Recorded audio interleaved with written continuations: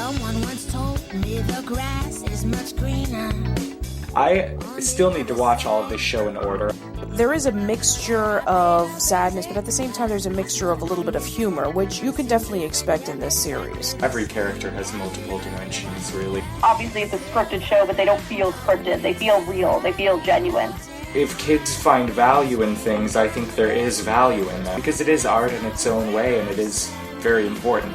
Whatever it is, just own it, love what you do and do what you love. If it's cool to you, then, who cares about what the others say? Someone once told me the grass is much greener on the other side.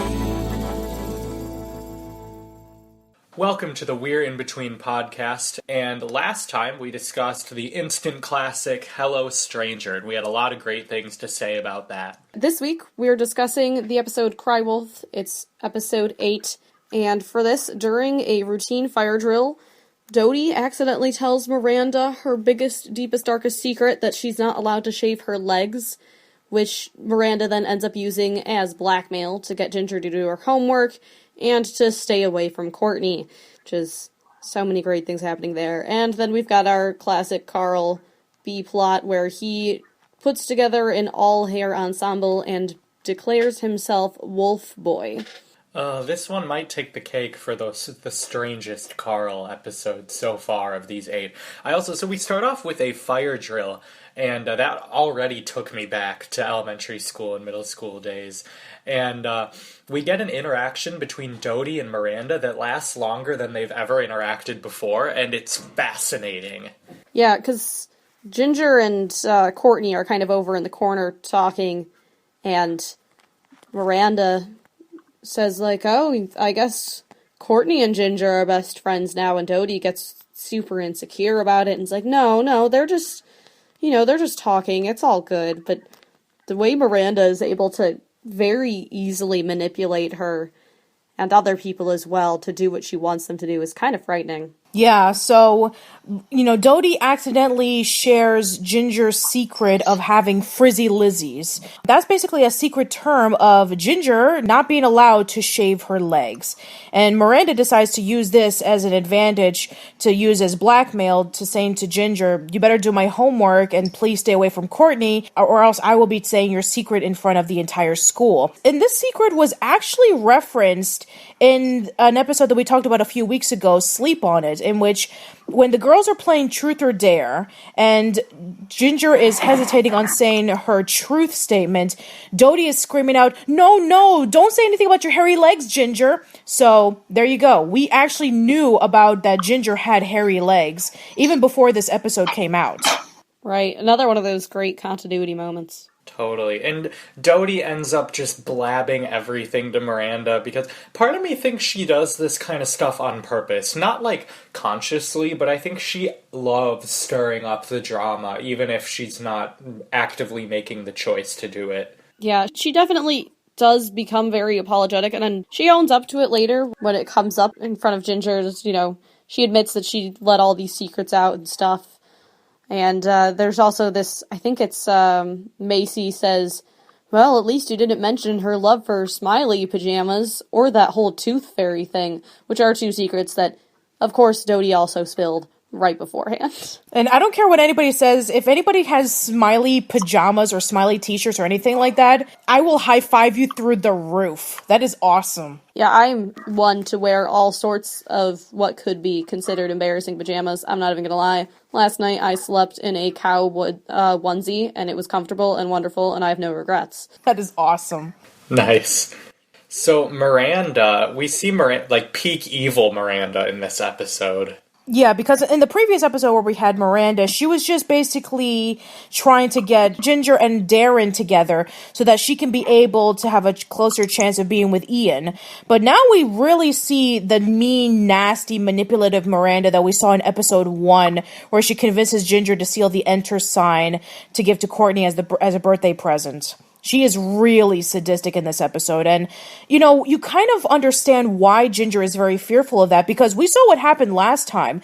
The last time that Miranda had her way with, making Ginger miserable, she was arrested. So with Ginger being frightful about what Miranda would do, I don't blame her for being frightened. Yeah. And God, this line, she goes, "Did you hear that?" And Ginger says, "What?" She goes, "The sound of the world as you know it coming to a screeching halt."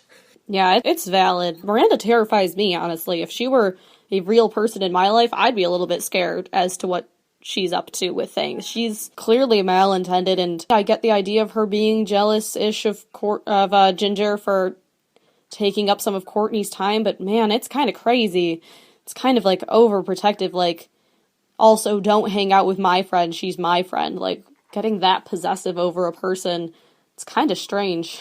A good amount of this episode is covered sort of with Ginger trying to find a way to remove the hair from her legs. She considers shaving it, but eventually is trying to find sort of a way to get rid of it without having to shave it because her mom told her she can't shave her legs, I guess. Yeah, and I want to bring up a little bit of a tangent here, but there's another episode that we'll be talking about later on that, you know, that Ginger is forbidden from doing because her mother says so, that I kind of understand, but this whole shaving the legs thing, this is one that I clearly don't understand. What is the big deal about shaving your legs? I never had this issue with my mom in which I was not allowed to shave. In fact, I was actually encouraged to shave my legs. For my mom, shaving your legs, especially if you're wearing things like shorts, it makes your legs a little bit more attractive. This is one of the few moments where I don't really agree with Lois's parenting, and that, like, you know, it's her personal decision. It's not like it hurts Lois if she wants to shave her legs. I think it's, you know, if she doesn't want to, that's cool too. I mean, like, I have know people who, like, at my age don't, but I think it's a little bit strange that she's so, like, against it. Like, you can't do this. You cannot shave your legs, especially when it's causing her so much stress. Yeah, she even brings up this story about how there was a girl her age who ended up shaving her legs behind her mother's back. One thing led up to another with her horse was taken away. And it's like, okay, what does that have to do with not being allowed to shave her legs? And then she brings up the whole statement about once you start, you can't stop. And it's like, yeah, that's the same thing with everything if you're trying to keep up with maintaining your body. Same thing with washing your hair. Same thing with brushing your teeth. You know, you have to do these things so that you can be able to stay consistently primed and prepped and, you know, consistently clean. That's actually how it works. Yeah, it's definitely one of those things where I'm like, I don't know. I don't want to, by any means, bash Lois. I love her. I think she does so many things so right. But this is definitely a time where I'm like, well, maybe she could, though, just shave them if that's how she's feeling like doing it. But so it goes. So I agree with you on that completely. Yeah, unless it's something like, you know, you don't need to shave your legs because you're perfectly fine the way you are. I like the natural look. Okay, I would completely understand that because I remember seeing a video on Facebook last week about people who choose not to shave their legs because they like the natural look. And like, if you're into that, then that's perfectly fine.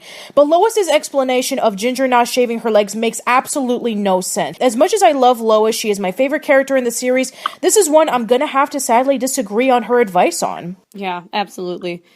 I guess Casey probably hasn't gone through the same struggles. Well, no apologies necessary. And I am with you guys. It's a weird moment for Lois where I think she's just having a hard time letting go of her little girl, you know? Yeah, but she was kind of open to the fact that Ginger was going to get first base in the episode stealing first, so there's that. That's true. That is true. That's a way bigger step in, like, your little girl growing up than losing some hair on your legs. Okay, so moving on to Carl's plot. So, for any guys who are listening, I am so sorry. Yeah, this is a pretty female struggle moment. So anyway, we have Carl's story in which it starts off with Mrs. Gordon timing him to get some chalk because she needed to continue with her teaching. So Carl finds a wig near the fountain.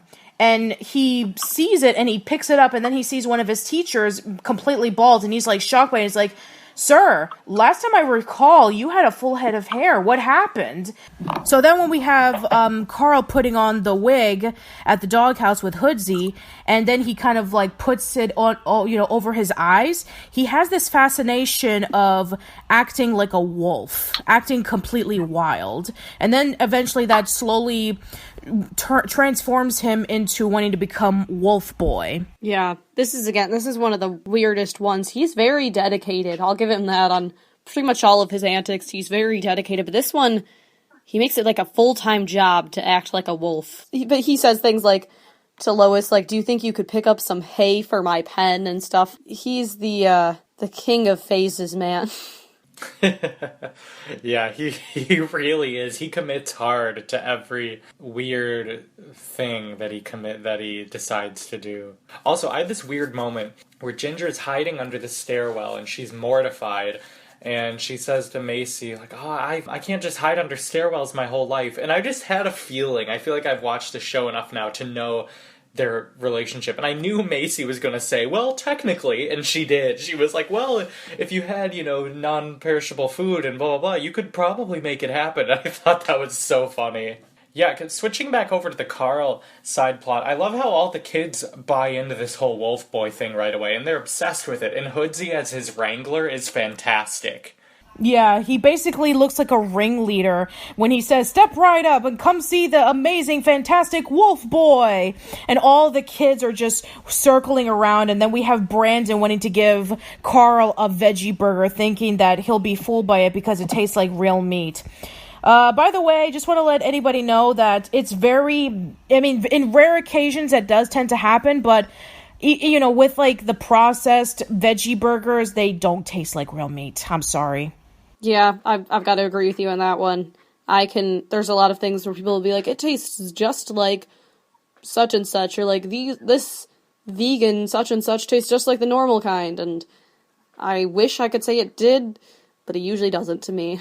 Admittedly, there are vegetarian, vegan things that are good, but I think they do their best when they try not to taste like things I already eat. Yeah, exactly. So, we have Carl, at first, he just has little patches of hair, and he starts acting like a wolf. But then, throughout the later part in the episode, he just goes all full-blown wolf with the fur and everything. But all the students are so fascinated with Wolf Boy. They're cheering for him. They have huge crowds over at the house. It is just insane. Yeah, the development of his costume, so to speak, just gets out of control. It's nuts. And they let him wear it in class for a little bit. And Hoodsy's explanation of it is so funny. He's talking about how because of Carl's formerly recessive hair gene is why he looks like this. And I love that he knows what a recessive allele is, and like that I guess isn't how it would work, but if it were to happen, I guess that's how it would happen. Yeah, earlier in the episode, Carl was trying to look through Lois's disease book on what would be a good explanation on why he's covered in fur and why he's acting like a wolf. So I guess that's where they got it from. Right. Yeah, the hair parallel in this episode is kind of cool that there's, totally different, unrelated plots, but they're combined by this common sort of Foutly hair problem, apparently. Yeah, and I love the moment, this might be skipping ahead a bit, but I think we've covered it more or less, is that Ginger keeps, ignoring Courtney. She keeps doing Miranda's homework. And at the end, Ginger comes to Carl for advice. And I love just the way that he sort of is able to deal with her problem.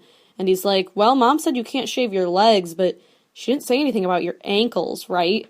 And so he shaves just enough of her ankles that she can wear capris and, make it look like her legs are fully shaved. And I just thought it was a good moment of them sort of getting along, mutually beneficial because Carl keeps the hair like he would, but I like seeing their sibling dynamic be on a positive note. Yeah, and this is the second time this month we talked about how another person had to clean up Dodie's mess that she caused that she had to cause to her friends. Yeah, at least thus far, does not really seem to fix the problems she causes. Yeah, exactly. At least that, they were able to fix the problem in a slightly better way. And at least Dodie was trying to help out Ginger with trying to, get rid of the hair on her legs, as opposed to being completely clueless that what she was doing was trying to make her popular. So Dodie is slightly more redeemable in this than the previous episode we talked about, but still, that was kind of a bad move that Dodie was so pressured into thinking that Courtney and Ginger were going to be BFFs that she revealed Miranda, Ginger's deepest, darkest secrets. Right. Yeah, I think that's pretty much it with this episode, right? Yeah, that's pretty much it. So Carl is no longer interested in being Wolf Boy, and Courtney and Ginger are able to speak to one another again because Miranda was completely fooled into thinking that Ginger had shaven her legs. So yeah, Courtney was impressed of Ginger's fashion choice, and now they're friends again, and that's how the episode ends. Yeah, I want to give a quick shout out to the line. Courtney says, "You did have 3 full days left of ignoring, but that statute of limitations can be broken when a fashion compliment is in order." I love that line. Oh, man. So, Courtney. So, now we can give our ranking of yay, nay, or meh. I'm going to give this one a meh, because while there are some instances in which I didn't really care too much about, there were some things about it that I kind of found it to be okay. It didn't really make me angry with Dodie compared to Of Lice and Friends. At least Dodie was trying to help Ginger out. And the whole thing with Carl is absolutely ridiculous that it's funny. So, yeah, there are some things about it that I like, but not really much I would give a yay to. Yeah, I think I'm going to jump along with you on that one and go with the meh as well. I don't know, I think partially too, just the way that Lois feels kind of out of character and how she deals with this kind of bothered me a little bit. I don't hate it, and there's there's the fun moments with Wolf Boy, I think is kind of the highlight of it for me, but it's not one of my favorites thus far. Yeah, this one's a meh for me as well, leaning towards a nay, but not quite a nay. And Miranda is a good character, but she's so frustrating to watch that it kind of upset me. And all the other points that you guys said. Okay, so that is it for this episode. Tune in next week as we'll talk about episode 9. Hope to see you around soon, and thank you for listening.